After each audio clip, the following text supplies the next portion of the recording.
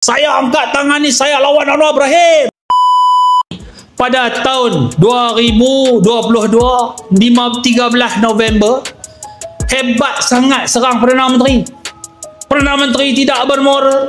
Perdana Menteri main belakang dan sebagainya, gelak, gelak. Tuan-tuan dan puan-puan sekalian dalam ceramah tuan-tuan dan puan-puan. Pada 13 Disember 2022, genap sebulan lepas dia kata kat Perdana Menteri saman dia.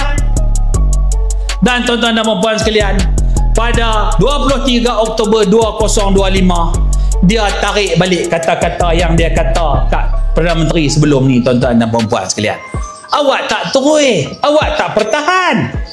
Awak apa yang dia cakap pada 13 November 2022 tu benda yang tak betul ke?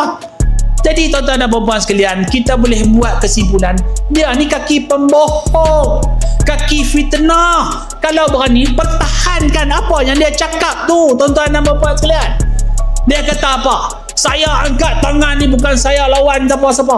Saya angkat tangan ni, saya lawan Anwar Ibrahim. Dia kata, lawanlah yang tarik diri. Pasal apa Menteri Besar Kabadi? Ni pergi tanya dia, tuan-tuan dan puan-puan sekalian.